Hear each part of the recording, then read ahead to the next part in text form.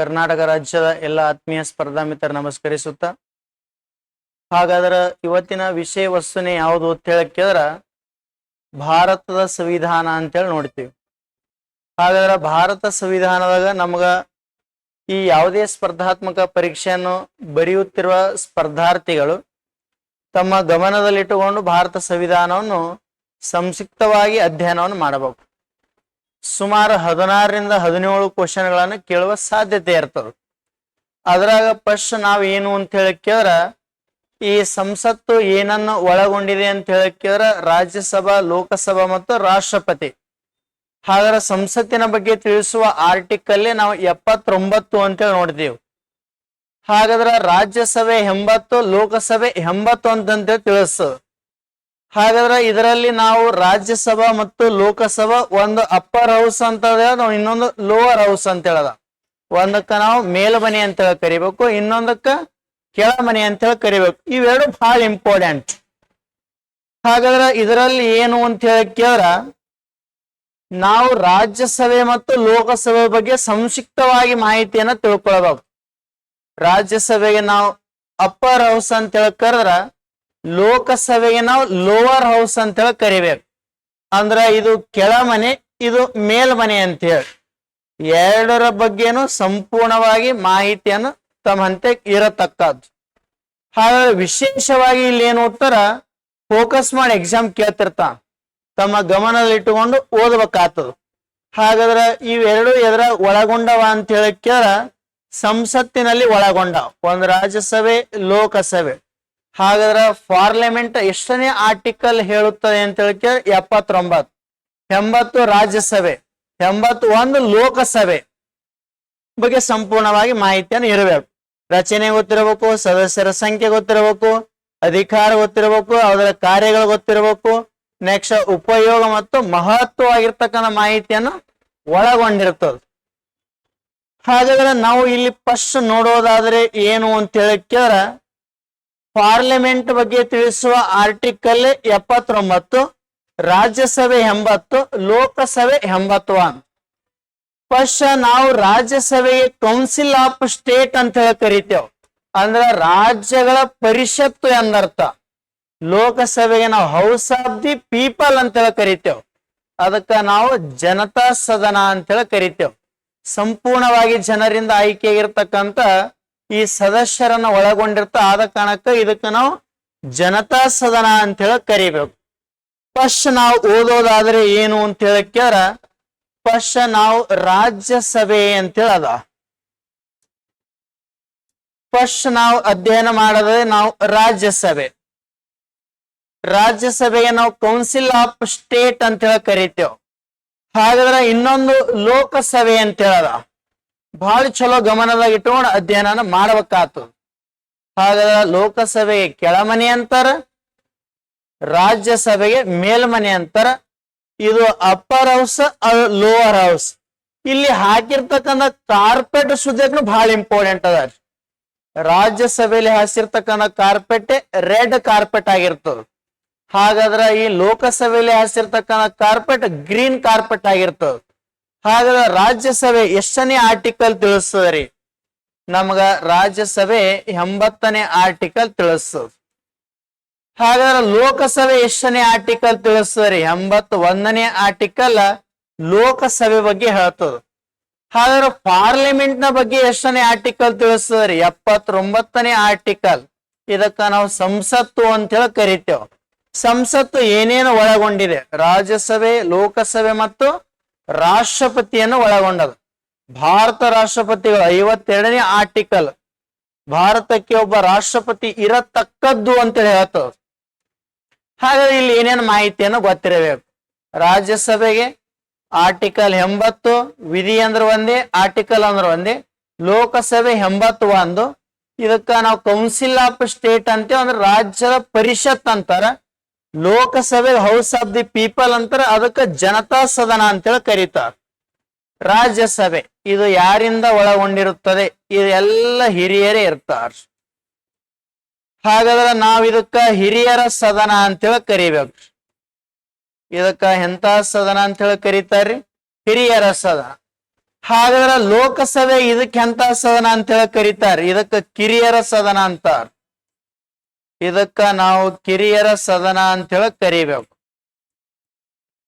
ಹಾಗಾದ್ರೆ ನಾವು ನೆಕ್ಸ್ಟ್ ಈ ರಾಜ್ಯಸಭೆಗೆ ಇಲ್ಲಿ ನಾವು ಏನು ಅಂತ ಹೇಳಕ್ಯಾರ? ಚಿಂತಕರ ಚಾವಡಿ ಅಂತ ಹೇಳಿ ಕರೀತಾರೆ. ಇದಕ್ಕೆ ಚಿಂತಕರ ಚಾವಡಿ.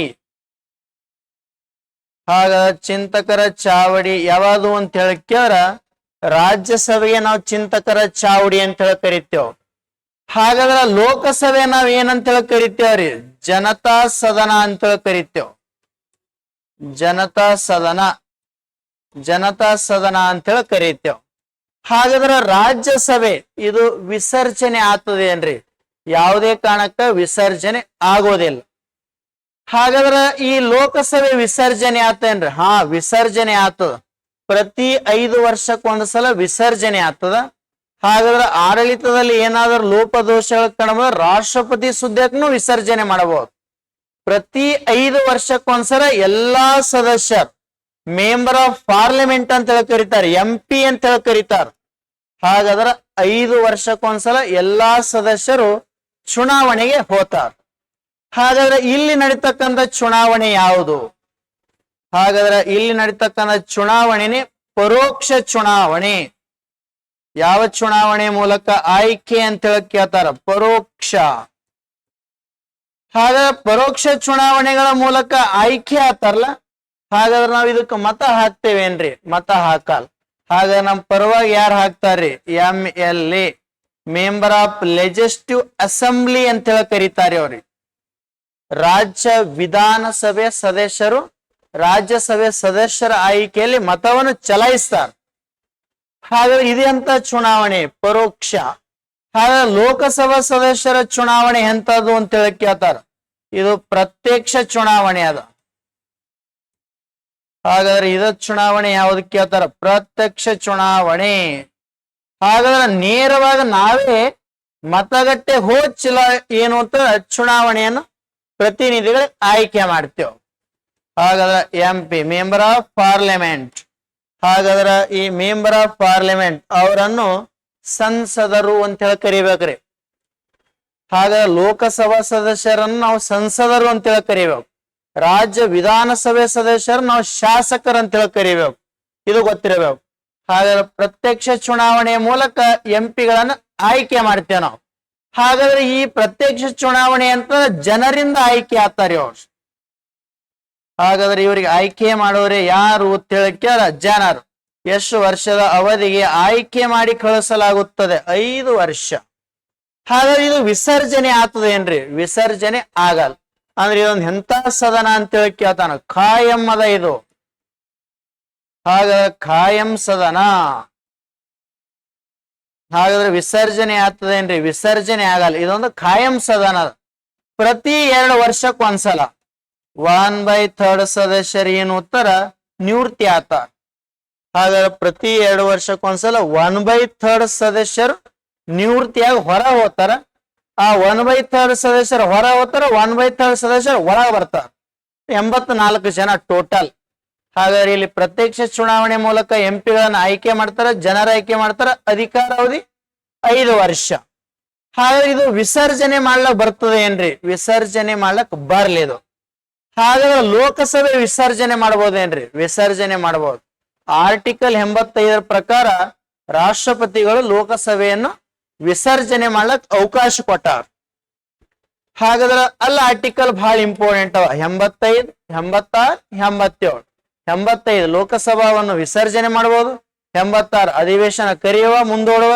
87 ರಾಷ್ಟ್ರಪತಿಯವರ ವಿಶೇಷ ಭಾಷಣ ಹೇಳ್ತದ. ಅದು ಗೊತ್ತಿರಬೇಕು. ಹಾಗಾದ್ರೆ ಇದು ಕಾಯಂ ಸದನ, ಇದು ಕಾಯಂ ಸದನ ಅಲ್ಲಿದು. ಇದು ಪ್ರತಿ 5 ವರ್ಷಕ್ಕೊಂದ್ಸಲ ವಿಸರ್ಜನೆ ಆಗ್ತದ. ಪ್ರತಿ 5 ವರ್ಷಕ್ಕೊಂದ್ಸಲ ಎಲ್ಲಾ ಸದಸ್ಯರು ಚುನಾವಣೆ ಆಯ್ಕೆ ಆಗ್ತಾರ. ಹಾಗಾದ್ರೆ ಇದಕ್ಕೆ ನಾವು ಕಾಯಂ ಸದನ ಅನ್ನಬೇಕು. ಹಾಗಾದ್ರೆ ರಾಜ್ಯಸಭೆ ಸ್ಪರ್ಧೆ ಮಾಡ್ಬೇಕಾಗತ್ತೆ. ಇಲ್ಲಿ ಏನು ಅಂತ ಹೇಳಕ್ಕಾರ ವಯಸ್ಸು ಕೇಳ್ತಾರ. ಹಾಗಾದ್ರೆ ವಯಸ್ಸು ಎಷ್ಟು ಬೇಕ್ರಿ? ವಯಸ್ಸು 30 ಆಗಿರಬೇಕು. ಹಾಗಾದ್ರೆ ಇಲ್ಲಿ ವಯಸ್ಸು ಎಷ್ಟು ಬೇಕ್ರಿ? ಇಲ್ಲಿ ವಯಸ್ಸು 25 ಆಗಿರಬೇಕು. ಹಾಗಾದ್ರೆ ಇಲ್ಲಿ 30, ಅಲ್ಲಿ 25. ನೆಕ್ಸ್ಟ್ ಇಲ್ಲಿ ಅಧಿಕಾರಾವಧಿ ಎಷ್ಟು ವರ್ಷ? ಅಧಿಕಾರ ಅವಧಿ ಇಲ್ಲಿರ್ತಕ್ಕಂಥ ಸದಸ್ಯರ ಅಧಿಕಾರಾವಧಿ 6 ವರ್ಷದ. ಹಾಗಾದ್ರೆ ಇಲ್ಲಿ ಸದಸ್ಯರ ಅಧಿಕಾರದ ಅಥವಾ ಸಂಸದರ ಅಧಿಕಾರ ಅವಧಿ ಇಲ್ಲೆಷ್ಟು ವರ್ಷದ ರೀ ಅಧಿಕಾರ ಅವಧಿ? ಇಲ್ಲಿ 5 ವರ್ಷದ. ಹಾಗಾದ್ರೆ 5 ವರ್ಷ ಅಧಿಕಾರಾವಧಿ ಅಲ್ಲಿ ಹೊಂದ್ಯದ, 6 ವರ್ಷ ಅಧಿಕಾರಾವಧಿ ಇಲ್ಲಿ ಹೊಂದ್ಯದ. ಹಾಗಾದ್ರೆ ಲೋಕಸಭೆ ಮತ್ತು ರಾಜ್ಯಸಭೆಯ ಚೇರ್ಮನ್ ಯಾರಾಗಿರ್ತಾರ? ಭಾರತದ ಉಪರಾಷ್ಟ್ರಪತಿಗಳೇ ಆಗಿರ್ತಾರ ರಾಜ್ಯಸಭೆ ಚೇರ್ಮನ್. ಹಾಗಾದ್ರೆ ರಾಜ್ಯಸಭೆ ಚೇರ್ಮನ್ ಯಾರು ಕೇಳ್ತಾರ? ವೈಸ್ ಪ್ರೆಸಿಡೆಂಟ್ ಆಫ್ ಇಂಡಿಯಾ, ಭಾರತದ ಉಪರಾಷ್ಟ್ರಪತಿಗಳು. ಹಾಗಾದ್ರೆ ಭಾರತದ ಉಪರಾಷ್ಟ್ರಪತಿಗಳು ರಾಜ್ಯಸಭೆಯ ಸಭಾಪತಿಗಳಾಗಿರ್ತಾರ ಅಥವಾ ಅದರ ಚೇರ್ಮನ್ ಅವರೇ ಆಗಿರ್ತಾರ. ಹಾಗಾದ್ರೆ ಚೇರ್ಮನ್ ಅಧಿಕಾರಾವಧಿ ಎಷ್ಟು ವರ್ಷ ಕೇಳೇನ ಎಕ್ಸಾಮ್? ಅವನ ಅಧಿಕಾರಾವಧಿ 5 ವರ್ಷ ರೀ. ಚೇರ್ಮನ್ ಅವರ ಅಧಿಕಾರಾವಧಿ ಎಷ್ಟು ವರ್ಷ ಕೇಳ್ತಾರ? 5 ವರ್ಷ. ಹಾಗಾದ್ರೆ ಎಷ್ಟನೇ ಆರ್ಟಿಕಲ್ ಪ್ರಕಾರ ರಾಜ್ಯಸಭೆಯ ಅಧ್ಯಕ್ಷ ಸ್ಥಾನ ವಹಿಸ್ಕೊಳಕ್ ಅವಕಾಶದ ಅಂತ ಹೇಳಿ ಕೇಳ್ತಾರ? 64ನೇ ಆರ್ಟಿಕಲ್ ಹೇಳತ್ತದ. 64ನೇ ವಿಧಿಯ ಪ್ರಕಾರ ಭಾರತದ ಉಪರಾಷ್ಟ್ರಪತಿಗಳು ರಾಜ್ಯಸಭೆ ಚೇರ್ಮನ್ ಆಗತಕ್ಕದ್ದು ಅಂತ ಹೇಳ್ತದ. ಬಹಳ ಕ್ಲಿಯರ್ ಆಗಿ ಓದಬೇಕ್ರಿ. ಚೇರ್ಮನ್ ಅಧಿಕಾರಾವಧಿ 5 ವರ್ಷ. ಅಲ್ಲಿ ಇರ್ತಕ್ಕಂಥ ಸದಸ್ಯರ ಅಧಿಕಾರಾವಧಿ ಎಷ್ಟು ವರ್ಷ ಕೇಳಿದ್ರೆ 6 ವರ್ಷ. ಚೇರ್ಮನ್ ಅಂದ್ರ ವೈಸ್ ಪ್ರೆಸಿಡೆಂಟ್ ಆಫ್ ಇಂಡಿಯಾ ಎಷ್ಟನೇ ಆರ್ಟಿಕಲ್ ಪ್ರಕಾರ ಕೇಳ್ತಾರ? 64ನೇ ಆರ್ಟಿಕಲ್ ಪ್ರಕಾರ ಇವರ ಅಧಿಕಾರಾವಧಿ 5 ವರ್ಷದ. ಹಾಗಾದ್ರೆ ರಾಜ್ಯಸಭೆಯ ಅಧ್ಯಕ್ಷರನ್ನ ತೆಗಿಬೇಕಾದ್ರ ಫಸ್ಟ್ ಅವರ ಮಹಾಭಿಯೋಗದ ಮಸೂದೆಯನ್ನು ರಾಜ್ಯಸಭೆಯಲ್ಲಿ ಮಂಡಿಸತಕ್ಕದ್ದು. ಅಂದ್ರೆ ಅವ್ರಿಗೆ ಇಂಪೀಚ್ಮೆಂಟ್ ಮಾಡದ್ದ, ಅವ್ರಿಗೆ ಮಹಾಭಿಯೋಗ ಒಳಪಡಿಸದ್ದ, ಅವ್ರಿಗೆ ತೆಗೆದು ಹಾಕದ್ದ. ಅವ್ರಿಗೆ ತೆಗೆದು ಹಾಕಬೇಕಾದ್ರ ಮೊದಲು ಮಸೂದೆ ಎಲ್ಲ ಮಂಡಿಸ್ಬೇಕಂತ ಹೇಳಿ ಕೇಳ್ತಾನ. ರಾಜ್ಯಸಭೆಯಲ್ಲೇ ಮಂಡಿಸ್ಬೇಕು. ಹಾಗಾದ್ರೆ ರಾಜ್ಯಸಭೆಯಲ್ಲಿ ಮಂಡಿಸಿ ಅವರನ್ನು ತೆಗೆದು ಹಾಕುವ ಆರ್ಟಿಕಲ್ 37B ಅಂತೇಳಿ ಹೇಳತ್ತದ. ಇತ್ತೀಚೆಗೆ ಜಗದೀಶ್ ಧನಕರ್ ಅಂತೇಳಿ ಅವ್ರಿಗೆ ಮಹಾಭಿಯೋಗಕ್ಕೆ ಒಳಪಡಿಸ್ಲಕ್ಕ ಒಂದಿಷ್ಟು ಕಾರ್ಯಗಳು ನಡೆದಿವು. ಇದು ಸ್ವಲ್ಪ ಇಶ್ಯೂಸ್ನಾಗಿತ್ತು. ಯಾವ ಆರ್ಟಿಕಲ್? 67 ಸಬ್ ಆರ್ಟಿಕಲ್ B ಅಂತ ಹೇಳಿ. ಹಾಗ ರಾಜ್ಯಸಭೆ ಅಧ್ಯಕ್ಷರ ತೆಗೆದು ಹಾಕಬೇಕಾದ್ರ ಅವರ ಮೊದಲ ಮಸೂದೆ ಎಲ್ಲಿ ಮಂಡಿಸಬೇಕು? ರಾಜ್ಯಸಭೆಯಲ್ಲಿ ಮಂಡಿಸಿದ ಮಸೂದೆಯನ್ನು 14 ದಿನ ಮುಂಚಿತವಾಗಿ ಉಪರಾಷ್ಟ್ರಪತಿ ಅವ್ರ ಕೈದಾಗ ಕೊಡಬೇಕು. 14 ದಿನ ಆದ ನಂತರ ನೆಕ್ಸ್ಟ್ ಅಲ್ಲಿ ಮಂಡಿಸಿರ್ತಕ್ಕಂಥದ್ದು ಲೋಕಸಭೆಯಲ್ಲಿ ಪಾಸ್ ಆಯ್ತಂದ್ರೆ ಸೀದಾ ಹೊಡೆದ್ರೆ ಡಿಲೀಟೇ ಆತ. ಹಾಗಾದ್ರೆ ಚೇರ್ಮನ್ ಅಧಿಕಾರಾವಧಿ 5. ಎಷ್ಟನೇ ಆರ್ಟಿಕಲ್ ಪ್ರಕಾರ? 64. ಅವ್ರಿಗೆ ಮಹಾಭಿಯೋಗ 67 ಸಬ್ ಆರ್ಟಿಕಲ್ B ಹೇಳತ್ತದ. ನೆಕ್ಸ್ಟ್ ಹಾಗಾದ್ರೆ ಸದಸ್ಯರ ಸಂಖ್ಯಾಬಲ ಇವರ ಅಧಿಕಾರಾವಧಿ 5 ವರ್ಷ. ವಯಸ್ಸು 25 ಆಗಿರ್ಬೇಕು, ಇಲ್ಲ 30 ಆಗಿರಬೇಕು. ಹಾಗಾದ್ರೆ ರಾಜ್ಯಸಭೆಯ ಆಯ್ಕೆಯಾಗಿ ಪ್ರಧಾನಮಂತ್ರಿ ಆಗಕ್ ಅವಕಾಶದ ಏನ್ರಿ? ಅವಕಾಶದ. ರಾಜ್ಯಸಭೆಗೆ ಆಯ್ಕೆಯಾಗೋದ್ರ ಮೂಲಕ ದೇಶದ ಪ್ರಧಾನಮಂತ್ರಿಗಳಾದವ್ರು 4 ಜನ ಅದಾರ.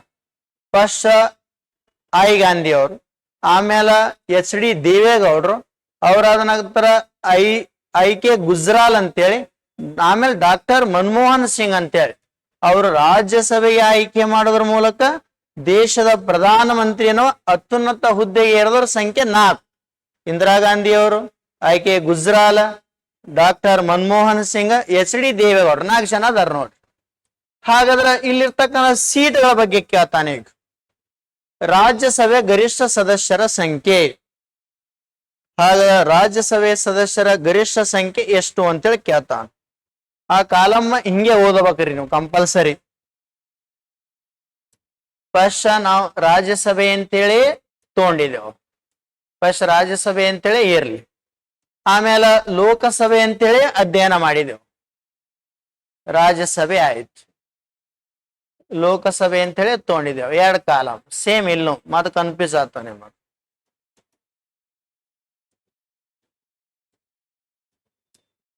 ಮತ್ತೆ 2 ಕಾಲಮ್. ಹಾಗಾಗಿ ಒಂದು ರಾಜ್ಯಸಭೆ, ಇನ್ನೊಂದು ಲೋಕಸಭೆ. ಹಾಗಾದ್ರೆ ಗರಿಷ್ಠ ಸದಸ್ಯರ ಸಂಖ್ಯೆ ಎಷ್ಟು? ರಾಜ್ಯಸಭೆ ಗರಿಷ್ಠ ಸದಸ್ಯರ ಸಂಖ್ಯೆ 250. ಹಾಗಾದ್ರೆ ಲೋಕಸಭೆ ಗರಿಷ್ಠ ಸದಸ್ಯರ ಸಂಖ್ಯೆ ಎಷ್ಟು? 552. ಹಾಗಾದ್ರೆ ಇಲ್ಲಿ ಪ್ರೆಸೆಂಟ್ ನಾವು ಪ್ರಸ್ತುತ ಸಂಖ್ಯಾಬಲ 2026 ಡಾಟಾ ಪ್ರಕಾರ, ಹಾಗಾದ್ರೆ 2026 ಪ್ರಕಾರ ಸದಸ್ಯರ ಸಂಖ್ಯೆ 245 ಜನ ಅದ. ಹಾಗಾದ್ರೆ ಪ್ರೆಸೆಂಟ್ ಇಲ್ಲಿ 557 ಗರಿಷ್ಠರಿದು. ಪ್ರಸ್ತುತ ಸಂಖ್ಯಾಬಲ 543 ಅದ. 2 ಆಂಗ್ಲೋ ಇಂಡಿಯನ್ ಇದ್ದು. ಭಾರತ ಸಂವಿಧಾನಕ್ಕೆ 104ನೇ ತಿದ್ದುಪಡಿ ಮಾಡೋದ್ರ ಮೂಲಕ 2 ಆಂಗ್ಲೋ ಇಂಡಿಯನ್ ಅನ್ನು ರದ್ದು ಮಾಡಲಾಯಿತು. ಪ್ರಸ್ತುತ ಸಂಖ್ಯಾಬಲ 543 ಅದ ಪ್ರಸ್ತುತ ಸಂಖ್ಯಾ ಬಲ. ಹಾಗಾದ್ರೆ ರಾಜ್ಯಸಭೆಯಲ್ಲಿ ಚುನಾಯಿತ ಸದಸ್ಯರ ಸಂಖ್ಯೆ ಏಟ್ ಅಂತ ಹೇಳಿ ಕೇಳ್ತಾನ. ಇದರಲ್ಲಿ ಚುನಾಯಿತರು ಎಷ್ಟು ಜನ ಅದಾರ ಕೇಳ್ತಾರ? 233 ಜನ ಚುನಾಯಿತರದಾರ್ರಿ. ಹಾಗಾದ್ರೆ ರಾಷ್ಟ್ರಪತಿ ರಾಜ್ಯಸಭೆಯ 12 ಜನಗಳಿಗೆ ಆಯ್ಕೆ ಮಾಡ್ತಾರ. ಹಾಗಾದ್ರೆ 12 ಜನಕ್ಕೆ ಆಯ್ಕೆ ಮಾಡ್ತಾರ. 12 ಜನಕ್ಕ ಆಯ್ಕೆ ಮಾಡೋರಿ ಅಥವಾ ನಾಮನಿರ್ದೇಶನ ಮಾಡೋರಿ ಯಾರು ಕೇಳ್ರ? ಪ್ರೆಸಿಡೆಂಟ್ ಆಫ್ ಇಂಡಿಯಾ, ಭಾರತದ ರಾಷ್ಟ್ರಪತಿಗಳು. ಹಿಂಗ ನಾಮನಿರ್ದೇಶನ ಮಾಡೋದು ಯಾವ ದೇಶದಿಂದ ಎರವಲು ಪಡೆಯಲಾಯಿತು? ಇದು ದಕ್ಷಿಣ ಆಫ್ರಿಕಾ. ದಕ್ಷಿಣ ಆಫ್ರಿಕಾ ಸಂವಿಧಾನದಿಂದ ನಾವು ತಗೊಂಡಿದ್ದೇವೆ. 233 ಜನ ಚುನಾಯಿತರು. ಇದೆಲ್ಲಿಂದ ತಗೊಂಡಿದ್ದೇವ್ರಿ? ಐರ್ಲ್ಯಾಂಡ್ ಲಿಂದ ತಗೊಂಡಿದ್ದೇವೆ. ಇದು ಐರ್ಲ್ಯಾಂಡ್. 233 ಜನ ಚುನಾಯಿತರು, ಆದ್ರ 12 ಜನ ನಾಮನಿರ್ದೇಶನ ಆತಾರ. ನಾಮನಿರ್ದೇಶನ ಮಾಡುವ ಇದೊಂದು ಆಯ್ಕೆ ಪ್ರದಾನವನ್ನು ದಕ್ಷಿಣ ಆಫ್ರಿಕಾದಿಂದ ತಗೊಂಬಲಾಯಿತು. ಹಾಗಾದ್ರೆ ಇವೆರಡು ಕೂಡಿಸ್ರಿ 245 ಜನ. ಹಾಗಾದ್ರೆ ಕರ್ನಾಟಕ ರಾಜ್ಯದಿಂದ ಎಷ್ಟು ಜನ ಆಯ್ಕೆ ಆತಾರ್ರಿ? ಕರ್ನಾಟಕ ರಾಜ್ಯದಿಂದ 12 ಜನ ಎಲ್ಲಿಗೆ ಆಯ್ಕೆ ಆತಾರ ಅಂದ್ರೆ ರಾಜ್ಯಸಭೆಗೆ ಆಯ್ಕೆ ಆತಾರ. ಹಾಗಾದ್ರೆ ಇಲ್ಲಿ ಮೀಸಲು ಕ್ಷೇತ್ರ ಅದಾವೇನ್ರಿ? ಇಲ್ಲ, ಮೀಸಲು ಕ್ಷೇತ್ರ. ಹಾಗಾದ್ರೆ ಮೀಸಲು ಕ್ಷೇತ್ರ ಇಲ್ಲ. ಇದು ರಾಜ್ಯಸಭೆ. 250 ಗರಿಷ್ಠ, ಪ್ರಸ್ತುತ 245. ನಾಮನಿರ್ದೇಶನ 12 ಜನ, ಚುನಾಯಿತರ 233 ಜನ. ಚುನಾಯಿತರ ದೇಶ ಎಲ್ಲಿಂದ ತೊಗೊಂಡಿದೆ? ಐರ್ಲ್ಯಾಂಡ್. ದಕ್ಷಿಣ ಆಫ್ರಿಕಾ ನಾಮನಿರ್ದೇಶನ ಯಾರು ನಾಮನಿರ್ದೇಶನ ಮಾಡ್ತಾರೆ? President of India. ಕಲೆ, ವಾಸ್ತುಶಿಲ್ಪ, ವಿಜ್ಞಾನ, ತಂತ್ರಜ್ಞಾನ ಕ್ಷೇತ್ರಕ್ಕೆ ಆಯ್ಕೆ ಮಾಡ್ತಾರೆ ಅವ್ರಿಗೆ. ಕರ್ನಾಟಕದಿಂದ ಈ ನಮ್ಮ ರಾಜ್ಯಸಭೆ ಎಷ್ಟು ಜನ ಆಯ್ಕೆ ಆತಾರ? 12 ಜನ. ಹಾಗಾದ್ರೆ ಮೀಸಲು ಕ್ಷೇತ್ರ ಅದ ಏನ್ರಿ? ಮೀಸಲು ಕ್ಷೇತ್ರ ಇಲ್ಲ. ನೆಕ್ಸ್ಟ್ ಇಲ್ಲಿ ನೋಡ್ರಿ, ರಾಜ್ಯಸಭೆ 2026 ಡಾಟಾ ಪ್ರಕಾರ 543 ಜನ. 543 ಜನ ರಾಜ್ಯಗಳಿಂದ ಆಯ್ಕೆ ಆಗೋರು. 524 ಜನ ಆಯ್ಕೆ ಆತಾರ. 524 ಜನ ರಾಜ್ಯಗಳಿಂದ ಆಯ್ಕೆ ಆತಾರ. ರಾಜ್ಯ. ಹಾಗಾದ್ರೆ ಇಲ್ಲಿ ಕೇಂದ್ರಾಡಳಿತ ಪ್ರದೇಶ ಅದ. 8 ಕೇಂದ್ರಾಡಳಿತ ಪ್ರದೇಶದಿಂದ 19 ಜನ ಆಯ್ಕೆ ಆತಾರ. ಕೇಂದ್ರಾಡಳಿತ ಪ್ರದೇಶ. ಹಾಗಾದ್ರೆ ಕೇಂದ್ರಾಡಳಿತ ಪ್ರದೇಶದಿಂದ ಎಷ್ಟು ಜನ ಆಯ್ಕೆ ಆದ್ರು? 19 ಜನ. ಕೂಡಿಸರ 3 ಇಲ್ಲ 4 5 543 ಜನ. ರಾಜ್ಯಗಳಿಂದ ಆಯ್ಕೆಯಾಗೋರು 524. ಕೇಂದ್ರಾಡಳಿತ ಪ್ರದೇಶದಿಂದ ಆಯ್ಕೆಯಾಗೋರು 19 ಜನ. ಹಾಗಾದ್ರೆ ದೆಹಲಿದಿಂದ 7 ಜನ ಆಯ್ಕೆ ಆತಾರ. ಜಮ್ಮು ಕಾಶ್ಮೀರದಿಂದ 5 ಜನ ಆಯ್ಕೆ ಆತಾರ. ಅದು ಸೆಕೆಂಡ್ರಿ. ಹಾಗಾದ್ರೆ ಮೀಸಲು ಕ್ಷೇತ್ರ ಅದ ಏನ್ರಿ? ಅದ ಮೀಸಲು ಕ್ಷೇತ್ರ. ಹಾಗಾದ್ರೆ ಮೀಸಲು ಕ್ಷೇತ್ರದ 131 ಸೀಟ್ಗಳದ. ಹಾಗಾದ್ರೆ 139ದಾಗ ಇಲ್ಲಿ SC ಸೀಟ್ ಎಷ್ಟದಾವ ಮತ್ತು ST ಸೀಟ್ ಎಷ್ಟದ ಅಂಬುದು ಗೊತ್ತಿರಬೇಕು. ಹಾಗಾದ್ರೆ SC ಸೀಟ್ಗಳು 84 ಅದಾವ. ST ಎಷ್ಟದಾವ ಅಂತ ಹೇಳಿ ಕೇಳ್ತಾರ? 47 ಅದಾವ. 2 ಕೂಡಿಸರಿ ಎಷ್ಟು ಅಂತಂದ್ರ 131 ಸೀಟ್ ಅದಾವ. ಹಾಗಾದ್ರೆ ಕರ್ನಾಟಕ ರಾಜ್ಯದಲ್ಲಿ ಹಾಗಾದ್ರೆ ಇದ್ರಾಗ ಎಷ್ಟು ಸೀಟ್ ಕರ್ನಾಟಕದಾಗ ಅದಾವ್ರಿ? 84 SC ಸೀಟ್ ಅದಾವ ಓವರ್ ಆಲ್ ಇಂಡಿಯಾ. ಹಾಗಾದ್ರೆ ಇದರ ಕರ್ನಾಟಕದಾಗ 5 ಸೀಟ್ಗಳು ಅದಾವ. ಕರ್ನಾಟಕದಾಗ ಎಷ್ಟು ಅಂತ ಹೇಳಿ ಕೇಳ 5. ಹಾಗಾದ್ರೆ ಎಷ್ಟಿದ ಕರ್ನಾಟಕದ ಎಸ್ ಅದಾವ್ರಿ? ಕರ್ನಾಟಕ ಓವರ್ ಆಲ್ ಇಂಡಿಯಾದಾಗ ಎಸ್ ಅದಾವ ಕೇಳಿದ್ರೆ 47. ಅದ್ರ ಕರ್ನಾಟಕದ ಎಸ್ ಸೀಟ್ ಅದಾವ ಅಂತ ಹೇಳಿ ಕೇಳಿದ್ರೆ 2 ಅದಾವ. ಹಾಗಾದ್ರೆ ಒಂದು ಜಿಲ್ಲೆನೇ ಯಾವ್ದು ಕೇಳ್ತಾನ? ರಾಯಚೂರು. ಒಂದು ರಾಯಚೂರ್ ಅದ, ಇನ್ನೊಂದು ಬಳ್ಳಾರಿ ಅದ. ಹಾಗಾದ್ರೆ 2 ಸದಸ್ಯರು ಸಂಸದರು ಎಷ್ಟಿ ಸೀಟುಗಳದಾವ ಎಲ್ಲಿ ಕೇಳಿದ್ರೆ ರಾಯಚೂರು ಮತ್ತು ಬಳ್ಳಾರಿ. ಕರ್ನಾಟಕದ 5 ಸೀಟ್ SC ಅದಾವ. ಒಂದು ಏನು ಅಂತ ಹೇಳಿ ಕೇಳಿದ್ರ ಕಲಬುರಗಿ. ಒಂದು ಕಲಬುರಗಿ ಅದ. ಆಮೇಲೆ ನೆಕ್ಸ್ಟ್ ಕೋಲಾರ ಅದ. ಆಮೇಲೆ ವಿಜಯಪುರ ಅದ. ವಿಜಯಪುರ, ಕಲಬುರಗಿ, ಕೋಲಾರ, ವಿಜಯಪುರ, ಚಾಮರಾಜನಗರ,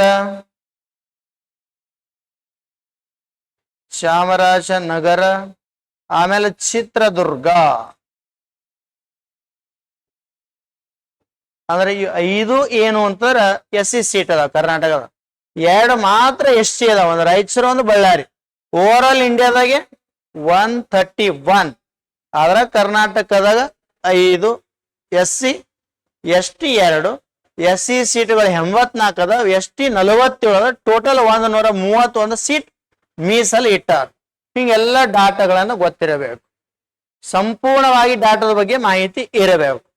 ಹಾಗೆ ರಾಜ್ಯಸಭೆಯ ಮೊದಲ ಉಪಾಧ್ಯಕ್ಷ ಅಥವಾ ಸಭಾಧ್ಯಕ್ಷ ಅಥವಾ ಅಧ್ಯಕ್ಷರು ಯಾರ್ರಿ?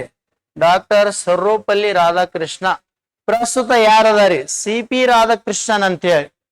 ಹಾಗಾದ್ರೆ ಉಪಾಧ್ಯಕ್ಷರು ಹರಿವಂಶ್ ನಾರಾಯಣ ಸಿಂಗ್ ಅಂತೇಳಿ. ಮೊದಲಿಗೆ ಯಾರು ಕೇಳಿದ್ರ?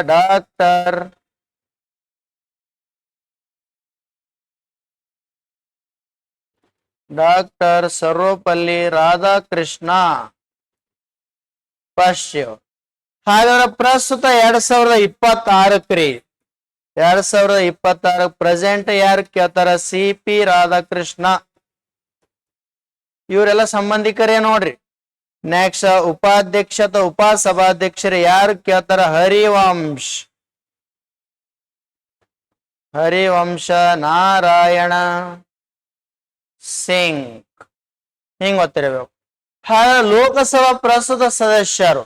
ಲೋಕಸಭಾ ಮೊದಲ ಸ್ಪೀಕರ್ ಯಾರು? GV ಮಾಳ್ವಂಕರ್ ಅಂತೇಳಿ. ಹಾಗಾದ್ರ ಇಲ್ಲಿ ಯಾರು ಕೇಳಿದ್ರ? GV ಮಾಳ್ವಂಕರ್ ಅಂತೇಳಿ, ರೈಟ್ ರೀ. ಹಾಗ ಪ್ರಸ್ತುತ 2026 ಓಂ ಬಿರ್ಲಾ ಅಂತೇಳದಾರ ಸ್ಪೀಕರ್. ಇದ್ದ ಸದಸ್ಯರಲ್ಲಿ ಒಬ್ಬನನ್ನು ಸಭಾಪತಿ, ಇನ್ನೊಬ್ಬನನ್ನು ಉಪಸಭಾಪತಿಯಾಗಿ ಆಯ್ಕೆ ಮಾಡತಕ್ಕದ್ದು. ಹಾಗಾದ್ರೆ ಒಬ್ಬನನ್ನು ಸಭಾಪತಿಯಾಗಿ ಆಯ್ಕೆ ಮಾಡ್ತಾರೆ, ಇನ್ನೊಬ್ಬನನ್ನು ಉಪಸಭಾಪತಿಯಾಗಿ ಆಯ್ಕೆ ಮಾಡ್ತಾರೆ. ಹಾಗೆ ರಾಜ್ಯಸಭೆ ಮತ್ತು ಲೋಕಸಭೆ ಕಾರ್ಯಗಳೇನು? ಉಪರಾಷ್ಟ್ರಪತಿಗಳನ್ನು ತೆಗೆದು ಹಾಕಬೇಕಾದ್ರ ಅವರ ಮಸೂದೆನ ಎಲ್ಲಿ ಮಂಡಿಸತಕ್ಕದ್ದು? ರಾಜ್ಯಸಭೆಯಲ್ಲೇ ಮಂಡಿಸತಕ್ಕದ್ದು. ಹಾಗಾದ್ರೆ ಹಣಕಾಸಿನ ಮಸೂದೆ ಕೇವಲ 14 ದಿನಗಳ ಕಾಲ ತಡೆ ಹಿಡಿಯುವ ಅಧಿಕಾರ ಅದ ಇದಕ್ಕೆ ರಾಜ್ಯಸಭೆ.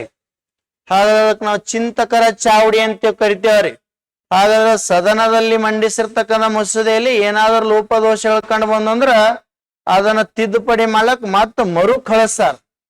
ಹಾಗಾದ್ರೆ ರಾಜ್ಯಸಭೆ ಎಷ್ಟು ದಿನಗಳ ಕಾಲ ತಡೀತದ? 14 ದಿನ. ಹಣಕಾಸು ಮಸೂದೆ ಇರ್ಲಕ್ ಯಾವುದೇ ಯಾಕಿರ್ಲಕ್, ಹಣಕಾಸು ಮಸೂದೆ ಅಥವಾ ಯಾವುದೇ ಮಸೂದೆಯನ್ನು 14 ದಿನಗಳ ಕಾಲ ಮಾತ್ರ ತಡೀತದ. ಒಂದ್ ವೇಳೆ ಕಳಿಸಿಲ್ಲ ಅಂದ್ರ ಮಸೂದೆ ಪಾಸ್ ಆಗಿದೆ ಎಂದು ಭಾವಿಸತಕ್ಕದ್ದು. ಹಾಗಾದ್ರೆ ರಾಜ್ಯಸಭೆ ಅಖಿಲ ಭಾರತ ಸೇವೆಗಳನ್ನ ಸೃಷ್ಟಿ ಮಾಡ್ತಾರ್ರಿ ಅವ್ರು. ರಾಜ್ಯ ಪಟ್ಟಿಯಲ್ಲಿರ್ತಕ್ಕಂಥ ವಿಷಯಗಳ ಮೇಲೆ ಏನು ಉತ್ತರ ತಮ್ಮದೇ ಇರ್ತಕ್ಕಂಥ ಕಾನೂನನ್ನು ಚಲಾಯಿಸ್ತಾರ. ಆಗ ಲೋಕಸಭೆ ಬಹಳ ಅಧಿಕಾರ ಪವರ್ ಕೊಟ್ಟಾರ. ಹಣಕಾಸು ಮಸೂದೆಯನ್ನು ಇಲ್ಲೇ ಮಂಡಿಸತಕ್ಕದ್ದು. ಎಲ್ಲ ಮಂಡಿಸ್ಬೇಕ್ರಿ? ಲೋಕಸಭೆ. ಮಂಡಿಸೋಕಿನ ಮುಂಚಿತವಾಗಿ ಯಾರ ಅನುಮತಿಯನ್ನು ಪಡೆಯತಕ್ಕದ್ದು? ರಾಷ್ಟ್ರಪತಿಯವರ ಅನುಮತಿಯನ್ನು ಪಡೆಯತಕ್ಕಿ ನೆಕ್ಸ್ಟ್ ಆ ಹಣಕಾಸು ಮಸೂದೆಯನ್ನು ಲೋಕಸಭೆಯಲ್ಲೇ ಮಂಡಿಸ್ಬೇಕು. ಅದು ಹಣಕಾಸಿನ ಬಿಲ್ ಅದಾನೋ ಇಲ್ಲ ಅಂತ ಪರಿಚಯ ಮಾಡೋರು ಲೋಕಸಭಾ ಸ್ಪೀಕರ್ ಓಂ ಬಿರ್ಲಾ ಅವ್ರು ಚೆಕ್ ಮಾಡ್ತಾರೆ. ಹಿಂಗೆಲ್ಲ ಗೊತ್ತಿರಬೇಕು. ಇದು ಡಾಟಾ, ಇಟೆಲ್ಲ ಸಂಪೂರ್ಣವಾಗಿ ಮಾಹಿತಿ ಗೊತ್ತಿರಬೇಕು. ಒಂದು ರಾಜ್ಯಸಭೆ, ಇನ್ನೊಂದು ಲೋಕಸಭೆ. ಇಲ್ಲಿ ಕೊಟ್ಟಾರ ನೋಡ್ರಿ. ಹಾಗಾದ್ರೆ ಆರ್ಟಿಕಲ್ 79 ಪಾರ್ಲಿಮೆಂಟ್ ಏನೇನು ಒಳಗೊಂಡದ್ರಿ? ರಾಷ್ಟ್ರಪತಿ, ರಾಜ್ಯಸಭೆ, ಲೋಕಸಭೆ. ಲೋಕಸಭಾ ಆರ್ಟಿಕಲ್ 81, ರಾಜ್ಯಸಭೆ ಆರ್ಟಿಕಲ್ 80. ಹಾಗಾದ್ರೆ ಮ್ಯಾಕ್ಸಿಮಮ್ ಮೆಂಬರ್ಸ್ 552 ಅದಾರ. ಹಾಗಾದ್ರೆ ಈ ಪ್ರೆಸೆಂಟೇಶನ್ ಅದ ರೀ 543 ಅದಾರ. ಇಲ್ಲಿ 250 ಅದಾರ, 245 ಜನ ಪ್ರೆಸೆಂಟ್ ಅದಾರ. ಹಾಗಾದ್ರೆ ನಾಮಿನೇಟೆಡ್ ಎಷ್ಟು ಜನ ಆಗ್ತಾರ? 12 ಜನ. ಯಾರು ನಾಮಿನೇಟ್ ಮಾಡ್ತಾರ? ರಾಷ್ಟ್ರಪತಿ ನಾಮಿನೇಟ್ ಮಾಡ್ತಾರ. ಎಲೆಕ್ಟೆಡ್ ಎಷ್ಟು ಅದ ರೀ? 233 ಜನ ಅದಾರ. ಹಾಗಾದ್ರೆ ದೆಹಲಿದಿಂದ 3 ಸೀಟ್ ಹೋಗ್ತಾವ, ಪುದುಚೇರಿ ಪಾಂಡಿಚೇರಿ 1 ಹೋಗ್ತಾವ, ಜಮ್ಮು ಕಾಶ್ಮೀರ ನ್ಯಾಕ್ ಹೋಗ್ತಾವ.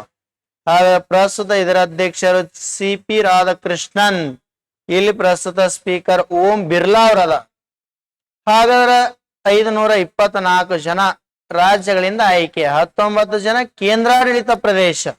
ಹೈಯೆಸ್ಟ್ ದೆಹಲಿಲಿಂದ 7 ಜನ ಆಯ್ಕೆ ಆತಾರ, ಜಮ್ಮು ಕಾಶ್ಮೀರದಿಂದ 5 ಜನ ಆಯ್ಕೆ ಆತಾರ. ಹಿಂಗೆಲ್ಲ ಡಾಟಾವನ್ನು ಗೊತ್ತಿರಬೇಕು. ರಾಜ್ಯಸಭೆ ಮತ್ತು ಲೋಕಸಭೆಗೆ ಸಂಬಂಧಪಟ್ಟ ಸಂಪೂರ್ಣವಾದ ಮಾಹಿತಿಯನ್ನು ಗೊತ್ತಿರಬೇಕ್ರಿ ನಮಗ್. ಇಷ್ಟೆಲ್ಲ ನಾವು ನೀಟ್ಗಾಗಿ ಓದ್ಕೋಬೇಕು. ಹಿಂಗೆಲ್ಲ ಚಲೋ ಯಾರು ಆಯ್ಕೆ ಮಾಡ್ತಾರ, ಯಾರು ಅಧಿಕಾರಾವಧಿ, ಎಷ್ಟು ವಯಸ್ಸಾಗಿರ್ಬೇಕು, ಎಂತ ಚುನಾವಣೆ ಮೂಲಕ ಆಯ್ಕೆ ಆತಾರ, ಅವ್ರ ಅಧಿಕಾರಾವಧಿ. ನೆಕ್ಸ್ಟ್ ಇಲ್ಲಿ ಇನ್ನೊಂದು ಬಿಟ್ಟಿನ 1 ನಿಮಿಷ. ಹಾಗಾದ್ರೆ ಚುನಾವಣೆಗೆ ಸ್ಪರ್ಧೆ ಮಾಡುವ ವ್ಯಕ್ತಿ ಹಾಗಾದ್ರೆ OBC ಆಗಿ ಸಾಮಾನ್ಯ ಪ್ರಜೆ ಆಗಿದ್ದಾರೆ, 25,000 ರೂಪಾಯಿ ಠೇವಣಿಯಾಗಿ ಇಡಬೇಕು. 25,000. ಹಾಗಾದ್ರೆ SC ಮತ್ತು ST ಆಗಿದ್ದರ 12,500 ರೂಪಾಯಿ ಇಡಬೇಕು. SC ಮತ್ತು ST ಠೇವಣಿಯಾಗಿ 12,500. ಹಾಗಾದ್ರೆ ಸಾಮಾನ್ಯ ವ್ಯಕ್ತಿಗಳಾಗಿದ್ರೆ, ಜನರಲ್ ವ್ಯಕ್ತಿ ಆಗಿದ್ದಂದ್ರ 25,000 ರೂಪಾಯಿ ಠೇವಣಿ ಇಡತಕ್ಕದ್ದು. ಹಾಗಾದ್ರೆ ಇಲ್ಲಿ ರಾಜ್ಯಸಭೆ ಆಯ್ಕೆಯಾಗಿರ್ತಕ್ಕಂಥ ಚಲನಚಿತ್ರ ನಟನೆ ಯಾರು ಕೇಳ? ನರ್ಗಿಸ್ ದತ್ತ ಅಂತೇಳಿ. ಯಾವ ದತ್ತ ಕೇಳ್ತಾರ? ನರ್ಗಿಸ್. ಇನ್ನೊಂದು ಇಲ್ಲಿ ಒಂದ್ ವೇಳೆ ರಾಷ್ಟ್ರೀಯ ತುರ್ತು ಪರಿಸ್ಥಿತಿ, ನ್ಯಾಷನಲ್ ಎಮರ್ಜೆನ್ಸಿ ಅಂತೇಳಿ ಕರೀತಾರ. ರಾಷ್ಟ್ರೀಯ ತುರ್ತು ಪರಿಸ್ಥಿತಿ ಹೇರಿದ ಸಂದರ್ಭದಲ್ಲಿ ಲೋಕಸಭಾ ಅಧಿಕಾರಾವಧಿ 1 ವರ್ಷ ವಿಸ್ತರಿಸಲಾಗುತ್ತದೆ. ಹಾಗಾದ್ರೆ ಎಷ್ಟು ವರ್ಷ ಆಗ್ತರಿ ಅದು? ಹಾಗಾದ್ರೆ 352ನೇ ಆರ್ಟಿಕಲ್ ಪ್ರಕಾರ ಹಾಗಾದ್ರೆ ನ್ಯಾಷನಲ್ ಎಮರ್ಜೆನ್ಸಿ ಅಂತೇಳಿ ಬರ್ತದ. ಅದಕ್ಕ ನಾವು ರಾಷ್ಟ್ರೀಯ ತುರ್ತು ಪರಿಸ್ಥಿತಿ ಅಂತೇಳಿ ಕರಿತೇವ್ರಿ. ಹಾಗಾದ್ರೆ ರಾಷ್ಟ್ರೀಯ ತುರ್ತು ಪರಿಸ್ಥಿತಿ ಘೋಷಣೆ ಮಾಡಿದಾಗ ಲೋಕಸಭೆ ಅಥವಾ ಲೋಕಸಭೆ ಅಧಿಕಾರಾವಧಿ 1 ವರ್ಷ ವಿಸ್ತರಣೆ ಆಗ್ತದ. ಎಷ್ಟನೇ ಲೋಕಸಭೆ ಕೇಳ್ಯಾನ? 5ನೇ ಲೋಕಸಭೆ ಏನು ಉತ್ತರ? 1 ಬಾರಿ ವಿಸ್ತರಿಸಲಾಯಿತು. ಅಧಿಕಾರಾವಧಿ 1 ವರ್ಷ ಅಂದ್ರೆ 6 ವರ್ಷಗಳ ಕಾಲ ಅಧಿಕಾರ ಅವಧಿ ಆಗ್ತದ. ರಾಷ್ಟ್ರೀಯ ತುರ್ತು ಪರಿಸ್ಥಿತಿ ಹೇರಿದ ಸಂದರ್ಭದ ಹಿಂಗೆಲ್ಲ ಗೊತ್ತಿರಬೇಕು. ನೆಕ್ಸ್ಟ್ ಹಾಗಾದ್ರೆ ಹೈಯೆಸ್ಟ್ ಸೀಟ್ಗಳು ಎಲ್ಲೆಲ್ಲ ಅದಾವ್ರಿ? ಯಾವ ರಾಜ್ಯದಿಂದ ಅತಿ ಹೆಚ್ಚು ಜನ ಆಯ್ಕೆಯಾಗಿ ಹೋಗ್ತಾರ ಅದನ್ನು ಗೊತ್ತಿರಬೇಕು. ಹಾಗಾದ್ರೆ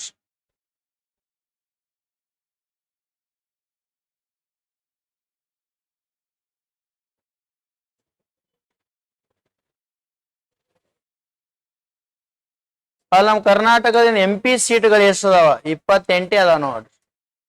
ಹೈಯೆಸ್ಟ್ ಉತ್ತರ ಪ್ರದೇಶ 80, ರಾಜ್ಯಸಭೆ 31, ಮಹಾರಾಷ್ಟ್ರ 48, ರಾಜ್ಯಸಭೆ 19, ಪಶ್ಚಿಮ ಬಂಗಾಳ 47 ಅದ, 47, 16, 40, 16, ನೆಕ್ಸ್ಟ್ 39, 18, 29, 11, 28, 12 ಹಿಂಗೆಲ್ಲ ಗೊತ್ತಿರಬೇಕು.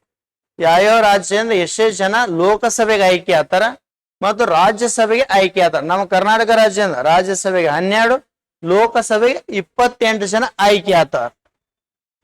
ಇಲ್ಲಿ ಬರ್ದೀನಿ ನೋಡ್ರಿ. ಹಾಗಾದ್ರ 12 ಜನ ಏನು ಅಂತೇಳಿ ಕೇಳ್ರ, 12 ಜನ ರಾಜ್ಯಸಭೆಗೆ ಆಯ್ಕೆ ಆತಾರ ಕರ್ನಾಟಕದಿಂದ. ಹಾಗಾದ್ರೆ ಕರ್ನಾಟಕದಿಂದ ಲೋಕಸಭೆಗೆ 28 ಜನ ಆಯ್ಕೆ ಆತಾರ. ಹಿಂಗೆಲ್ಲ ಬಹಳ ಸೂಕ್ಷ್ಮವಾಗಿ ಗೊತ್ತಿರಬೇಕು. ಎಲ್ಲ ರಾಜ್ಯಸಭೆ ಮತ್ತು ಲೋಕಸಭೆ ಬಗ್ಗೆ ಸಂಪೂರ್ಣವಾದ ಮಾಹಿತಿ ಅದ ಇದು. 1 ನಿಮಿಷ.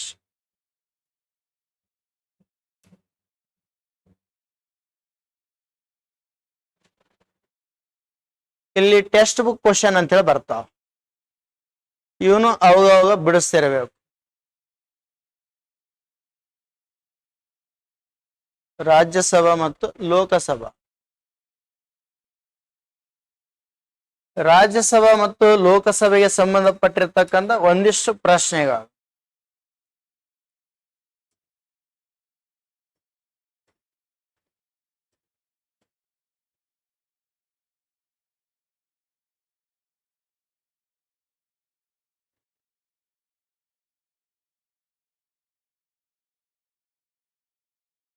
ಒಂದ ನಿಮಿಷ.